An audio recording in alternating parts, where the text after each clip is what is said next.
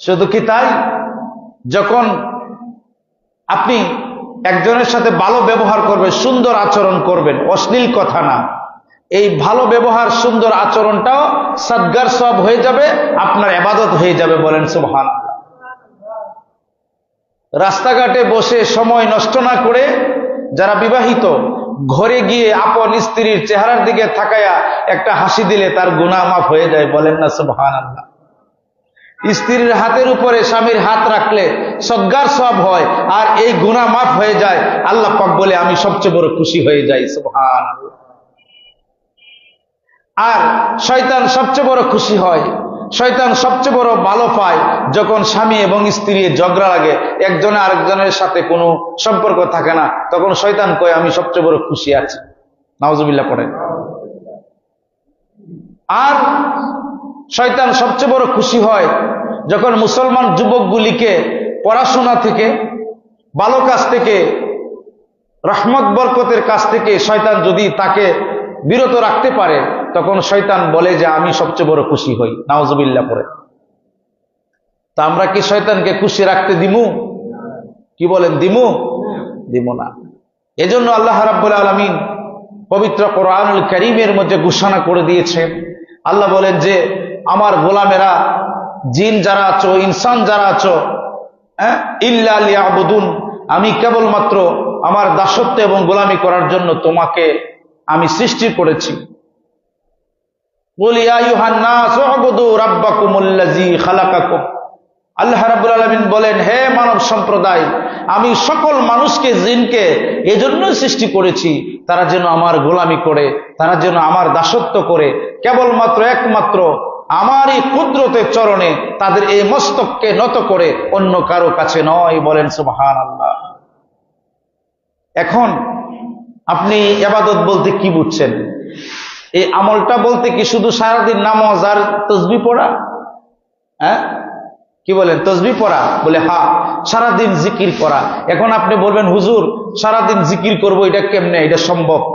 আল্লাহ রাব্বুল আলামিন সমগ্র মানবতাকে মুক্তি দেওয়ার জন্য, মানব মণ্ডলীকে বাঁচানোর জন্য, হক পথ সত্য পথ দেখানোর জন্য আল্লাহ পাক বলেন আমি আমার বন্ধুকে নূর করে একটা হেদায়েতের গ্রন্থ দিয়েছি আমার বন্ধুর জন্য।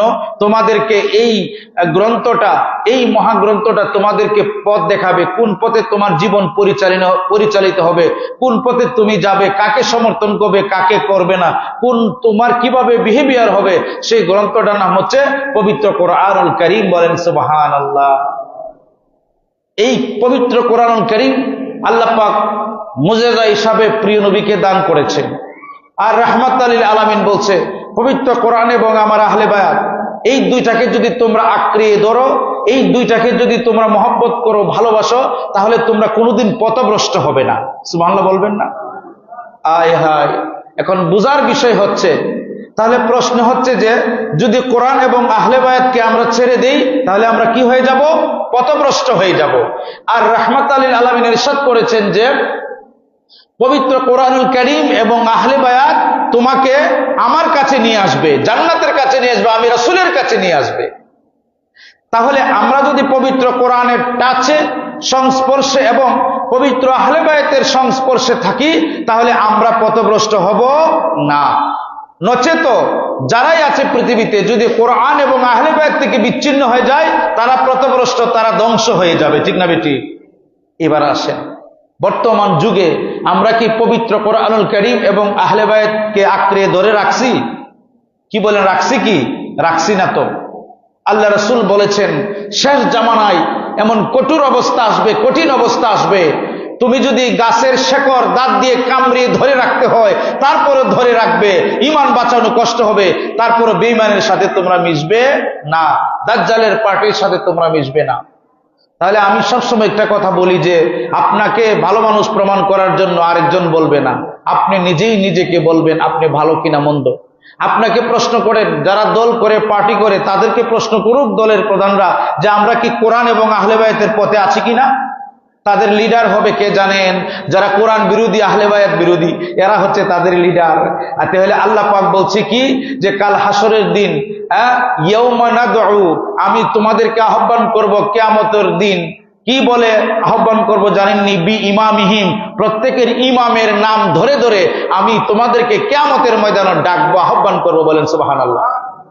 কিন্তু আপনার ইমাম যদি হয় মদকুর, আপনি যাকে নেতা মেনেছেন ওই নেতা যদি হয় সুদখোর, আপনি যাকে নেতা মেনেছেন ওই নেতা যদি হয় জিনাখোর, আপনি যাকে নেতা মেনেছেন ওই নেতা যদি কোরআন এবং আহলে বায়াতের সাথে না থাকে, তাহলে আপনার কত নম্বরের বিপদ হবে এবার চিন্তা করে দেখুন। নেতা বলবে, রব্বে কারীম, আমি তো আমার ওই ব্যক্তিকে বলি নাই আমাকে নেতা হিসাবে মানার জন্য। দুনিয়াতে কয়েকটা টাকার জন্য, দুনিয়াতে নিজেকে পাওয়ারফুল বলার জন্য, বড় দলকে বড় মনে করে নিজের শক্তিকে জাহির করার জন্য আমাকে নেতা মেনেছে। রব্বে কারীম, হাসরের ময়দানে আমি তাদের কোনো উপকার করতে পারবো না, আমার নিজেরও উপকার করতে পারবো না। কেননা আমি আল্লাহ রসুলের কথার মাঝে ছিলাম না, আমি কোরআন এবং আহলে বায়াতের সাথে ছিলাম না, অতএব ওই লোকরে আমি চিনি না। তখন আপনার নেতা দূর দূর করে আপনাকে তাড়িয়ে দেবে। বলেন নাউজুবিল্লাহ। কারণ আপনার নেতা কোরআনুল কারীমের পথে নাই, আহলে বায়াতের পথে নাই। আপনার নেতা যেহেতু কোরআনুল কারীমের পথে নাই, আহলে বায়াতের পথে নাই, ওই নেতাকে মানাটা আপনার জন্য হারাম। কারণ ওই নেতাকে মানলে আপনি বেঈমান হয়ে যাবেন। ঠিক না বেটি? তাহলে এই দুনিয়াটা একটা এমন এক বস্তু, আপনি মনে করেন না যে আমি আমার উমুক নেতারে মানছি, কিন্তু নেতা আমার নবীর পক্ষে না, আহলে বায়াতের পক্ষে না, কোরআনে পাকের পক্ষে না, এই নেতারে মান্না বেঠাগিরি করতে পারেন, কিন্তু আপনি জাহান্নামী। কেননা আল্লাহ রাসূল বলেছেন, তুমি দাঁত কামড়িয়ে ধরে রাখবে পাথরে, গাছে, শেকড়ে, কিন্তু বাতিলকে তুমি মানবে। আমরা মানিনি? অবশ্যই মানেন, অবশ্যই মানেন আপনারা। আমি এটা দেখছি তো। বলে হুজুর না, আমি মানি না। আলহামদুলিল্লাহ বলেন। বলে কেন? কারণ আমার কবরে অমুক নেতা তুমুক নেতা যাবে কি? আমার কবরে আমার দয়াল নবী রাহমাতাল লিল আলামিনকে দেখাবে। সুবহানাল্লাহ। কবরে শুধু একটা প্রশ্ন করবে। কয়টা? একটা প্রশ্ন করবে কবরে, যে প্রিয় নবীকে আমি চিনি কিনা, প্রিয় নবী সম্পর্কে কি বলতাম। বুখারী মুসলিমের হাদিস। বলেন সুবহানাল্লাহ। তোমরা ফটর ফটর করো, আমার দিনুকা জিগাইতো না, আমি কমু, কারণ এটা সহিহ হাদিস না। কথা বুঝেন নাই? বুখারী মুসলিমের মেজে একটা প্রশ্ন, আর আবু দাউদ শরীফের মেজে আসছে 3টা প্রশ্ন জিজ্ঞাসা করবো। আমি মনে করো এটা মানছি না, আমি বলছি আমার নবীকে শুধু দেখাবো বুখারী মুসলিমের, তুমি যদি মনে করো এটা, তখন কি হবে তোমার? একমাত্র প্রিয় নবীকে জিজ্ঞাসা করবে দেখায়া, প্রিয় নবীকে চিনো কিনা, প্রিয় নবী সম্পর্কে কি বলতে। চিনো কিনা কইতো না, কইব কি বলতে তুমি। সুবহানাল্লাহ বলবে না? তাকুলু, তুমি কি বলতে, প্রিয় নবী সম্পর্কে তোমার আকীদা কি ছিল, বিশ্বাস কি ছিল, তোমার প্রেম কেমন ছিল, তোমার আলোচনা কি ছিল, তোমার জিকির কি ছিল প্রিয় নবী সম্পর্কে, সেটা বলো। সুবহানাল্লাহ বলেন। করিমুল্লাহরে দেখাইব নেতা, তুই নেতার পিছনে ঘুরেন কে? আমি তো এটা বুঝি না। এই নেতা কি আপনার কবরে যাবে? তো যিনি আপনার কবরের সাথী, যিনি মরণের সাথী, হাসরের সাথী, মিজানের সাথী, ফুল সিরাতের সাথী, হাউজে কাউসারের সাথী, সব দিকে আমাদের সাথী, রাহমাতাল লিল আলামিন। সেই রাহমাতাল লিল আলামিনের উপরে যে কোরআনুল কারীম আর আহলে বায়াত, এই দুইটাকে আপনি মানবেন। আর বাকিগুলি নষ্ট, শয়তান, ভণ্ড, বাকিগুলি জাহান্নামের রাস্তা। ঠিক না বেটি? আমরা ঠিক কইলো ঠিক, বেঠিক কইলো ঠিক। সুবহানাল্লাহ। কথা কি বুঝাইতে পারছি? আল্লাহর কোরআন, আল্লাহ বলছে আমার কোরআন, وَنُنَزِّلُ مِنَ الْقُرْآنِ مَا هُوَ شِفَاءٌ وَرَحْمَةٌ لِلْمُؤْمِنِينَ وَلَا يَزِيدُ الظَّالِمِينَ إِلَّا خَسَارًا। মুমিন ব্যক্তিদের জন্য আমার কোরআন রহমত, বরকত। সুবহানাল্লাহ বলবেন না? আর এই কোরআন পড়ে পড়ে অনেক ব্যক্তি বিপদগামী হয়ে যাবে। এরা কারা? আপনি হয়রান হয়ে যাবেন। আল্লাহ কোরআনে আল্লাহ বলছে কোরআনও পড়বে, নামাজ পড়বে, রোজা রাখবে, মানে করো থাকবো কপালের মাঝে, তারপরে তাহাজ্জুদ গুজারি থাকবো, দানশীল থাকবে, এরপরে আপনার রোজা রাখবে, তারপরে শেষ বিচারে সে জাহান্নামে চলে যাবে। কারণ তার অন্তরের মেজে, দিলের মেজে ঈমান ছিল না, লোক দেখানো নামাজ ছিল, লোক দেখানো দান খয়রাত ছিল। এজন্য হাসরের ময়দানে আল্লাহ বলবে তুমি দূর হয়ে যাও। কি মনে করেছেন? আল্লাহর কোরআন এবং আহলে বায়াত, পবিত্র কোরআনে, আমি কোরআন দিয়ে কথা বলছি, আপনাকে বানায় কোনো কথা বলছি না।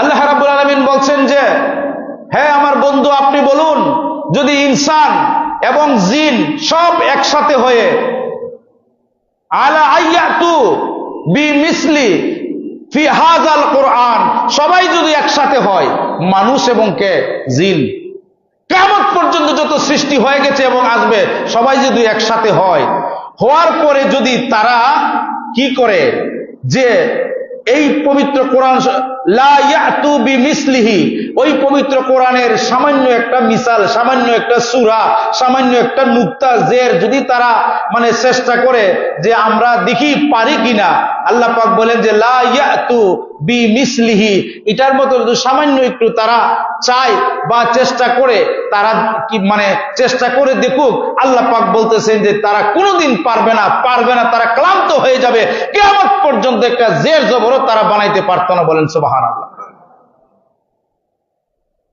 তাহলে কি মনে করছেন, আমরা কি মনে করলাম যে রাহমাতাল লিল আলামিন প্রাণিক প্রিয় নবীর উপরে যে আল্লাহ কোরআন নাজিল করেছেন, কথা বুঝতে পেরেছেন? সেই পবিত্র কোরআনের সাথে থাকতে হবে আর আহলে বায়তের সাথে থাকতে হবে। এই দুইটি পথ ছাড়া আপনি শয়তান, আপনি জাহেল, আপনি মূর্খ, আপনি জাহান্নামী, এছাড়া আপনার আর কোনো পথ নাই।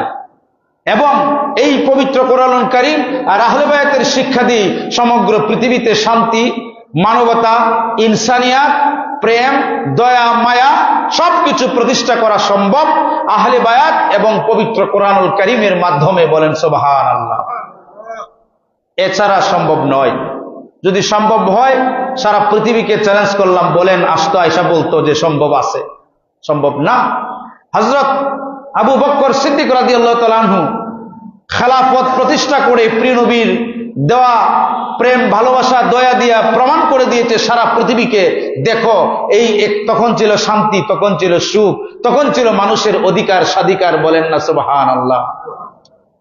ওমর ফারুক রাদিয়াল্লাহু তাআলা আনহু দেখিয়ে দিয়েছেন, সারা পৃথিবীবাসীকে দেখিয়ে দিয়েছেন যে এইভাবেই খেলাফতে ইনসানিয়াত গড়তে হয়, মানবতার রাষ্ট্র, সমস্ত মানুষের প্রতিনিধিত্বশীল রাষ্ট্র এভাবেই গঠন করতে হয়। সুবহানাল্লাহ বলে। তো এটা ছাড়া যদি আপনি বেকা পথে যান তাহলে আপনার ধ্বংস। আপনি বলবেন না আমি একটা কৌশল করি আর কি, না, ইমানের সাথে কোনো কৌশল নাই। কৌশল আছে কি? যদি কৌশল থাকতো তো সাহাবা কেরাম করতো না? কি বলেন, করতো কি না? করতো। সাহাবা কেরাম যেহেতু করে নাই, সাহাবায়ে কেরাম হকের পথে, সত্যের পথে, প্রিয় নবীর পথে সবসময় ছিল। জীবন থাকলে থাকুক, গেলে যাক, সবসময় প্রিয় নবীর মহাব্বত, প্রেম, ভালোবাসা প্রিয় নবীর দেখানো পথেই থাকছে। তাহলে আমরা কেন মানে কিসের আশায় আমরা কমো যে আমরা নাম আল্লাহু আকবার বলি, আলহামদুলিল্লাহি রাব্বিল আলামিন? ওর তো জানেননি কি? তাই এটা মনে কেউ জানেন না। জানলে আমরা বিপদগামী হইতাম না। আলহামদুলিল্লাহি রাব্বিল আলামিন, সমস্ত প্রশংসা, যাবতীয় প্রশংসা সেই রবের জন্য যিনি সমগ্র জগৎ সমূহের প্রতিপালক। বলেন সুবহানাল্লাহ। তাহলে সমগ্র জগৎ সমূহ প্রতিপালককে আল্লাহ। আমি কার প্রশংসা করছি? নামাজও আল্লাহ। হ্যাঁ, তারপরে আমি বললাম মৌলা তোমাকে ছাড়া আর কাউকে মানি না, তুমি রহমত, তুমি বরকত দাও। তারপরে আমি কি বললাম? ইয়্যাকা না'বুদু ওয়া ইয়্যাকা নাস্তাঈন, তোমার ইবাদত করি আর তোমার কাছেই সাহায্য চাই। সুবহানাল্লাহ বলবেন না? ইহদিনাস সিরাতাল মুস্তাকিম, আমাকে তুমি সিরাতাল মুস্তাকিমের রাস্তা দাও। হ্যাঁ, আনআমতা আলাইহিমের রাস্তা দাও, ওই পথ দান করো যে পদে তোমার অলিগণ, তোমার মানে সাধকগণ, যে পদে আউলিয়াগণ, ইমামগণ, হকের মানুষগণ চলে গেছে, যে পথের মানুষের উপরে তুমি রাজি এবং খুশি, ওই পথ আমাকে দান করো। সুবহানাল্লাহ। তাহলে আপনি সূরা ফাতিহার মধ্যে কি পড়ছেন? যে আল্লাহ তুমি আমাকে ওই পথ দান করো যে পথে হক মানুষ চলে গেছে, যে পথে ভালো মানুষ চলে গেছে, যে পথে আল্লাহর ওলি চলে গেছে, যে পথে সালেহীন চলে গেছে। আল্লাহ তুমি আমাকে আনআমতা আলাইহিম দান করো, অর্থাৎ যাদের উপরে তুমি নিয়ামত দিয়েছো, বরকত দিয়েছো, রহমত দিয়েছো, আল্লাহ তুমি আমাকে তাদের পথ দান করো। গায়রিল মাগদুবি আলাইহিম ওয়ালাদ-দাল্লিন, ওই তাদের পথ দিও না যাদের উপরে তুমি খুশি না, যাদের উপরে আল্লাহ রসুল খুশি না, গজব, আযাব, যারা অশান্তি, এদের পথ আমাকে দিও না, তাদের পথ দিও যারা শান্তিময়। সুবহানাল্লাহ বলে। এটা কোরআনও পড়ছেন আপনি, প্রতি ওয়াক্ত নামাজও পড়েন কিনা ভাইয়েরা আমার? আমরা কি প্রতি ওয়াক্ত নামাজ এটা পড়িনি? সূরা ফাতিহা যে তাদের পথ দিও আনআমতা আলাইহিম। হ্যাঁ, আপনি আনআমতা আলাইহিম নামাজও পড়লেন আর বাইরে যায় গেলেন গা শয়তানের পক্ষে, তো আনআমতা আলাইহিম হইল?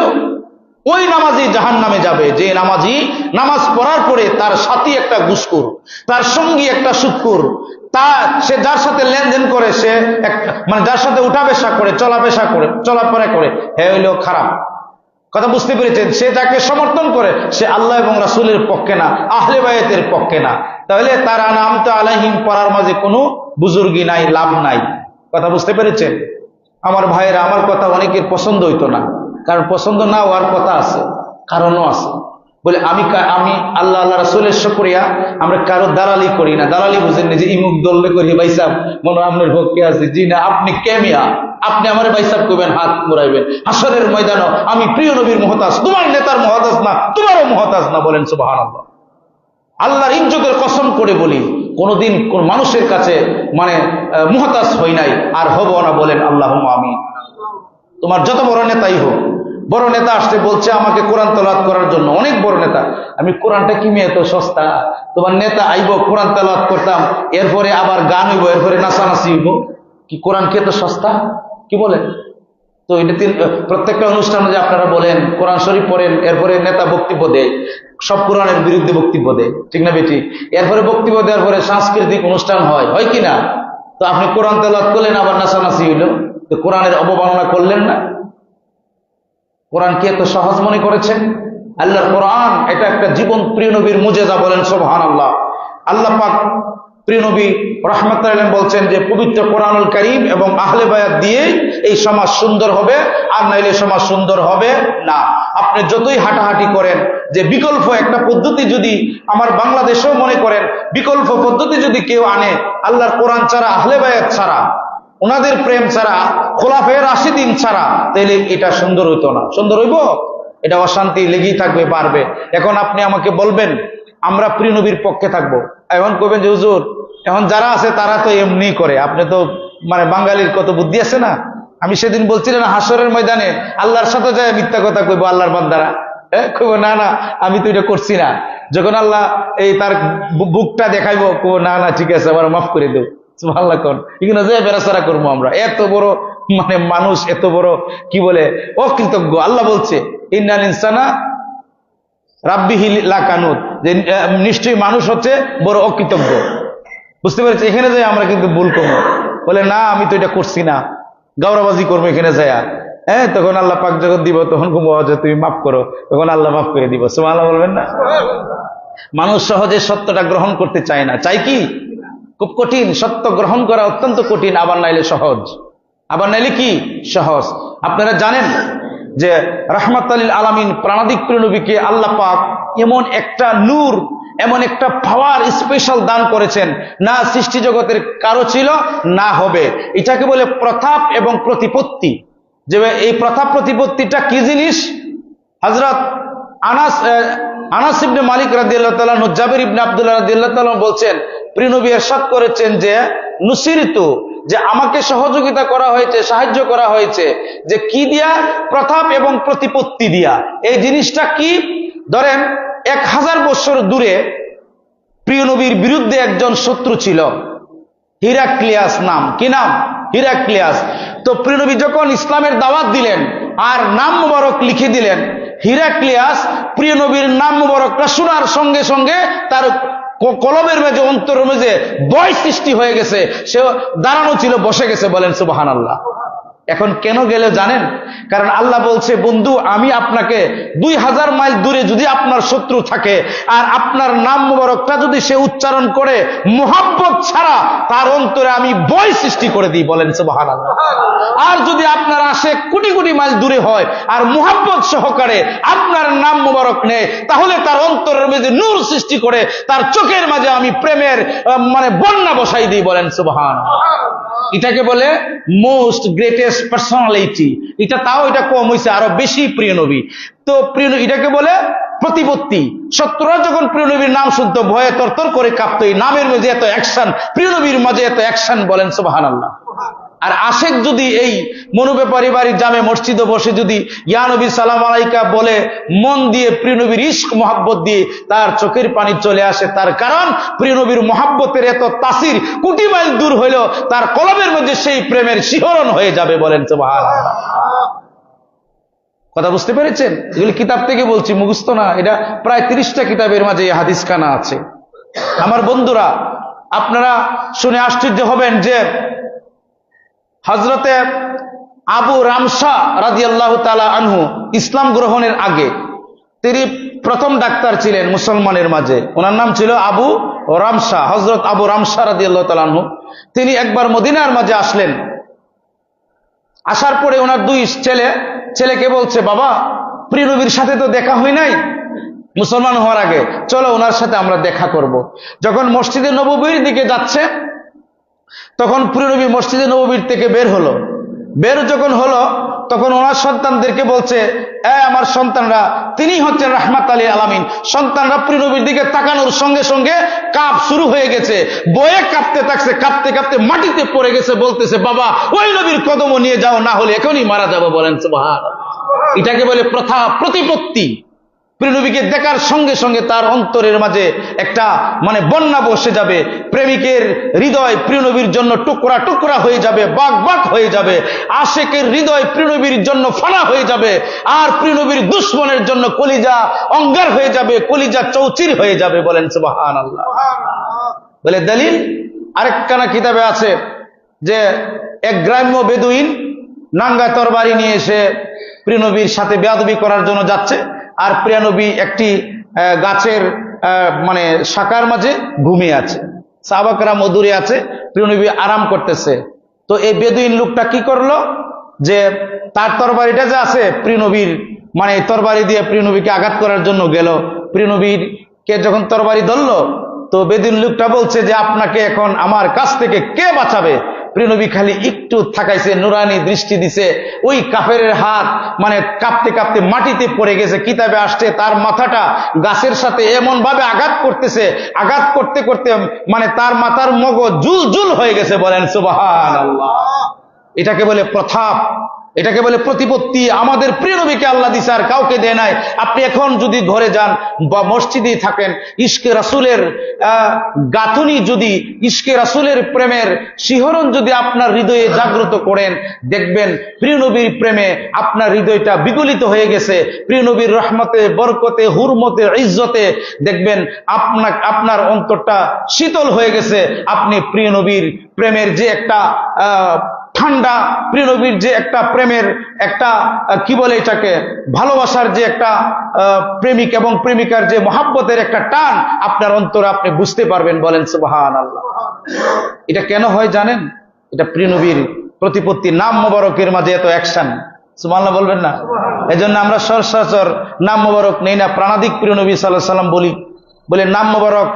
গাউসে পাক বলতেছেন যে আমাকে যদি আমার মুখটাকে 70 বার যদি দৌত করে জমজমের পানি দ্বারা আর সেই পবিত্র নাম মোবারক নিতে বলে, তারপরও আমার মুখটা অযোগ্য। এত রহমত, এত বরকত, এত প্রতাপ, এত প্রতিপত্তি নামের মাঝে। বলেন সুবহানাল্লাহ।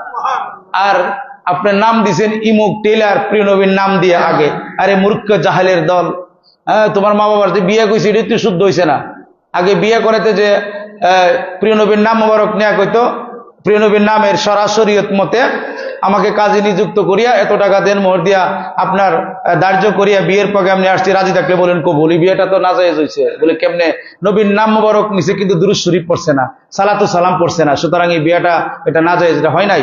তোর মার বিয়ে হইতে বেটা হয়েছে না, কারণ এই বিয়েটা হয় নাই। তুমি সরাসরিয়ত কার? প্রিয় নবীতে সাল্লাল্লাহু আলাইহি সাল্লাম প্রিয় নবীর নাম মোবারক নিলে ওয়াজিব একবার বলাটা। সুবহানাল্লাহ বলবেন না?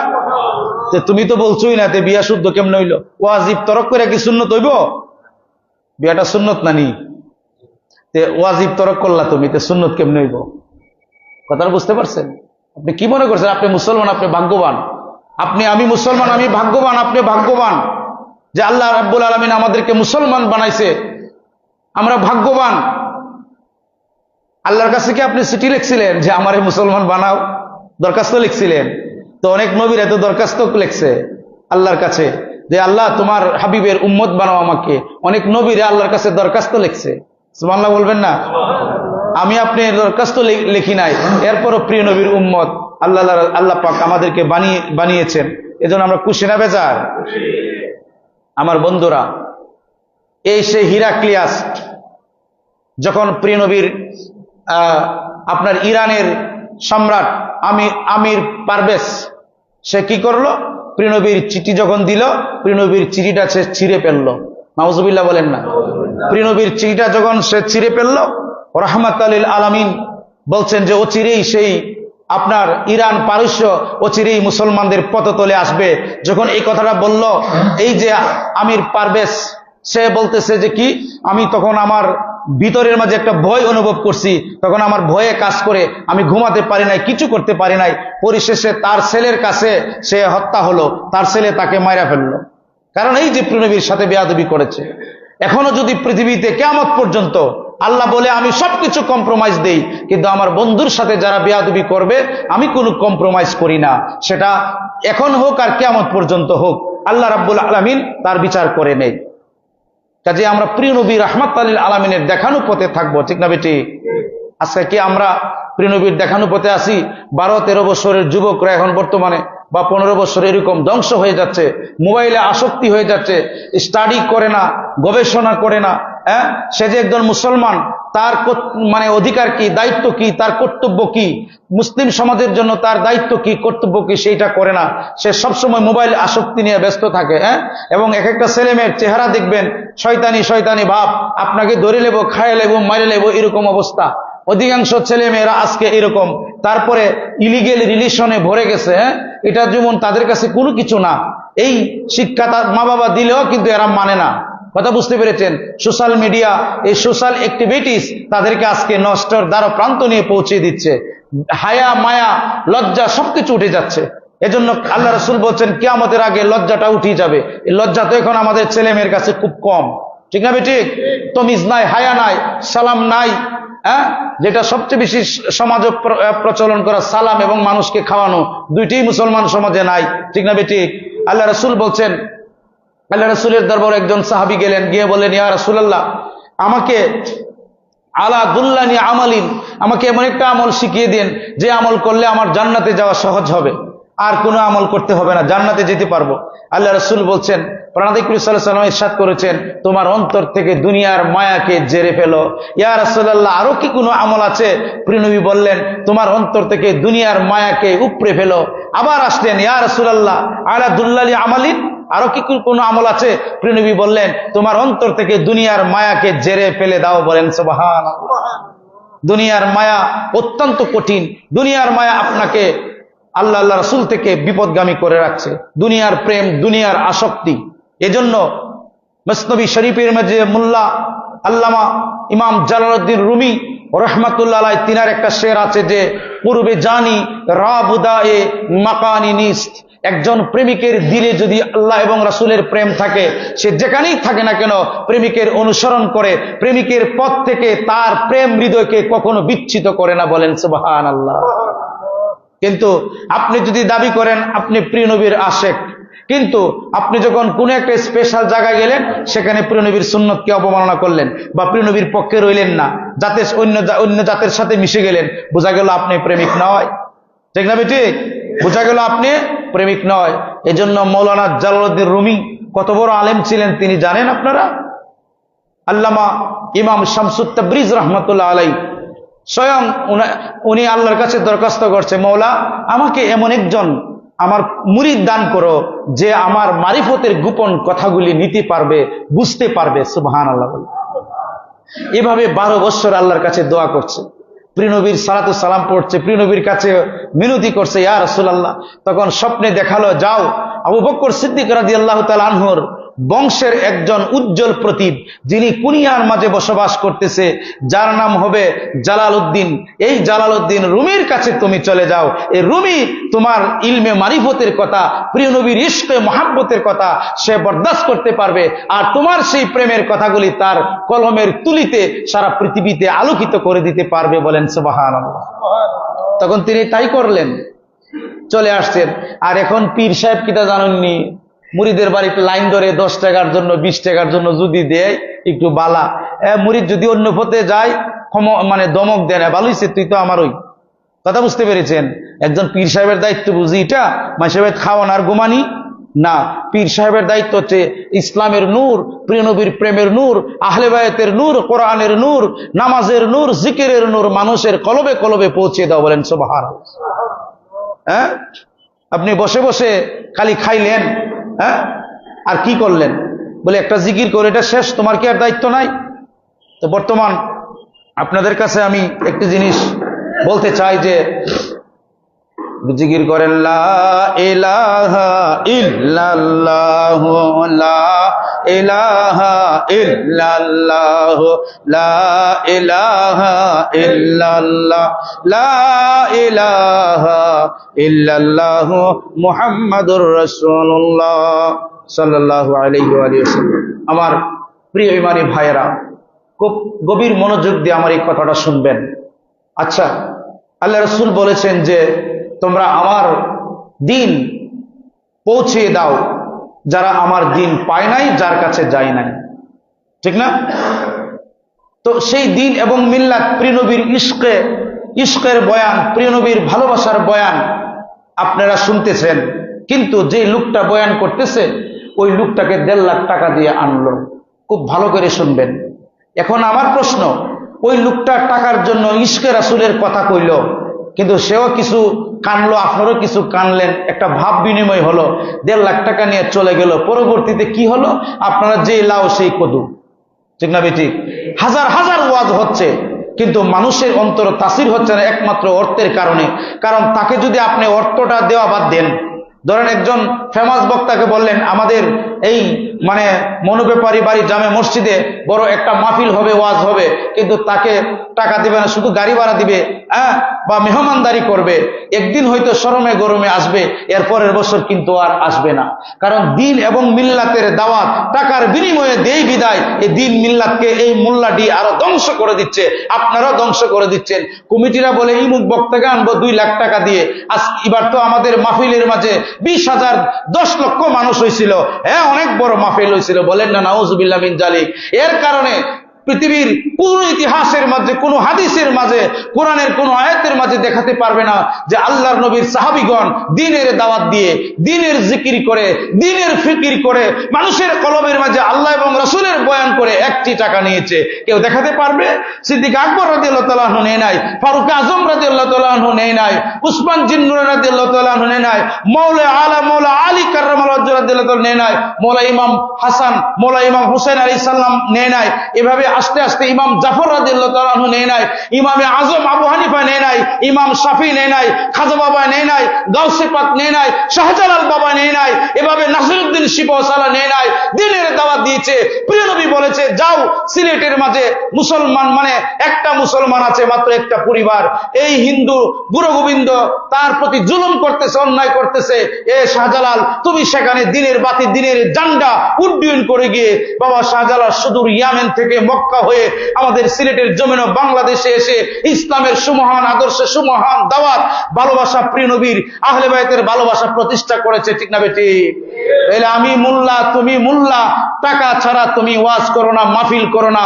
আল্লাহর ইজ্জতের কসম করে বলি, এই ওয়াজ দ্বারা মোল্লা জাহান্নামী, শ্রুত জাহান্নামী। বলে আপনারা আমার বিরুদ্ধে যা মনে চাই তা করেন গিয়া, আমি সত্য কথা বলেই যাব। একটা মাত্র জান, আপনি কি করবেন? 2 দিন ইমুক বেটির পক্ষে, 3 দিন ইমুক বেটির পক্ষে, এই যাইতা মোল্লা আমরা নই। কারণ আমার ইমাম হোসাইন আলাইহিস সালাম, বলেন সুবহানাল্লাহ। এই আমার ইমামের মতো কি আর ইমাম আছে? তাহলে যে ইমাম দিনের জন্য নিজের জান কোরবান করে দিয়েছে, প্রিয় নবীর দিনের জন্য, আল্লাহর জন্য, যে ইমাম তার সবকিছু সপরিবার কোরবান করে দিয়েছে, একটি টাকার বিনিময়ে না উম্মতের বিনিময়ে, তাহলে যে ইমামকে আমি মানছি সেই ইমাম তো এটা করে নাই, তো তুই মোল্লা আমি মোল্লা কেন করলাম? নিশ্চয়ই তুমি আসল মোল্লা নও। আপনারা এই সমস্ত ওয়াজ যায় না, গেলে বেঈমান হয়ে যাবেন। কেন? এটা বিনিময়ে, এখানে যেখানে দিনের টাকার যেখানে লেনদেন আছে, বিনিময় আছে, সেই ওয়াজ হারাম, হারাম, হারাম। এবং এই বক্তা জাহান্নামী, সে যদি আমার আপন ভাই হয় এরপরে সে জাহান্নামী। কারণ দিনের দাওয়াতের জন্য, দিনের মিল্লাতের প্রচারের জন্য আমার ইমাম আবু হানিফা থেকে শুরু করে ইমাম শাফি, ইমাম শাহজালালি, তারপরে মুজাদ্দেদ আল ফেসানি, তারপরে আমরা ইমাম নকশবন্দি রহমাতুল্লাহ আলাইহি, নজিমউদ্দিন কুবরা, তারপরে আপনার সুলতানুল আউলিয়া নিজামুদ্দিন আউলিয়া, তারপরে আপনি ইমাম বখতিয়ার কাকি থেকে শুরু করে খাজা বাবা বাকি বিল্লা, এই সমস্ত খাজা উসমান হারুনি, শরীফ জান্দানি, ইব্রাহিম আদম থেকে শুরু করে যত ওলি আছে, গাউস আছেন, কুতুব আছেন, কেউ দিনের জন্য একটা টাকা নেয় নাই, বরং আল্লাহর প্রেম, রাসূলের প্রেমকে জাগ্রত করার জন্য, পৃথিবীকে মুক্তি দেওয়ার জন্য তারা নিঃশর্ত জান মাল দিয়ে প্রিয় নবীর প্রেমের দাওয়াত দিয়েছে। বলেন সুবহানাল্লাহ। তাহলে আমি আপনি কি করছি? বলেন আমি কি করছি?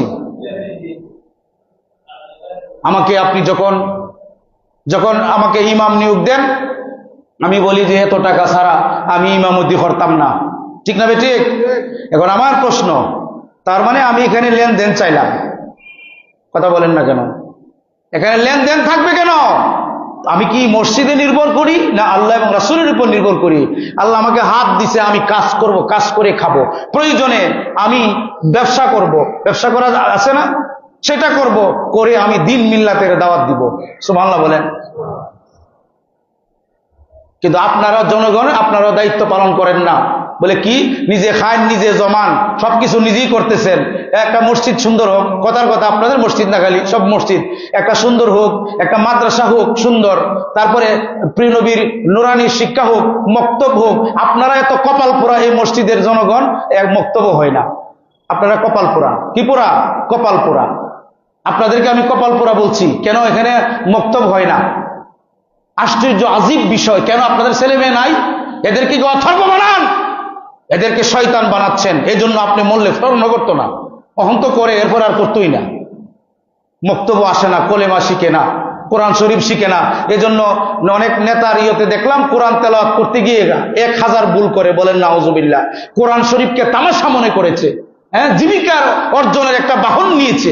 আল্লাহ পাক বলছে, যারা আমার কোরআনকে জীবিকার বাহন মনে করে, আমি আল্লাহ কাল হাসরের দিন এবং তার মরার আগে মানে আগুনের বেরি তার গলার মেঝে পেঁচিয়ে দেব। বলেন নাউজুবিল্লাহ। তুমি কোরআন শরীফ পড়িয়ে তুমি মানে ওয়াজ করে, মাহফিল করে তুমি চুক্তি করবা, এটা হারাম, নাজায়েজ। তোমার আওলাদ নাজায়েজ, তুমিও নাজায়েজ, তুমিও হারাম, তোমার আওলাদ হারাম। কারণ কোরআন সুন্নাহ ইজমা কিয়াসের দাওয়াত দিয়ে বিনিময় নেওয়া যাবে না। আপনি কার কাছ থেকে বিনিময় নিলেন? জনগণ। জনগণ মুসলমান না? তো সেই কমিটির দায়িত্ব আপনার টাকা দিতে হতে, মোল্লা হিসেবে আপনি আমার দায়িত্ব কি? আমি একজন মৌলানা হিসেবে আমার কি রেসপন্সিবিলিটি আপনাদের প্রতি? না নাই? নাই?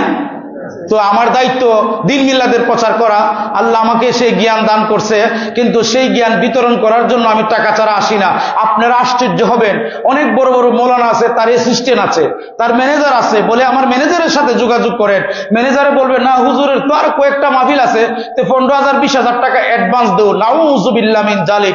তোর সেই টাকার উপরে, তোর উপরে আল্লাহ এবং রাসূলের লানত। বলেন আমিন। কি ম্যানেজার দিয়ে ওয়াজও যাবে? আপনি পাকিস্তানের অনেক নাচ শিল্পী সম্পর্কে আমার ধারণা আছে, এরা যখন নাচ আর কি গজল বলে লাখ লাখ টাকা নেয়, 5 লাখ টাকা পর্যন্ত পাকিস্তানের অনেক নাচ শিল্পী আছে, তারা নিয়ে যায়। সি সি সি।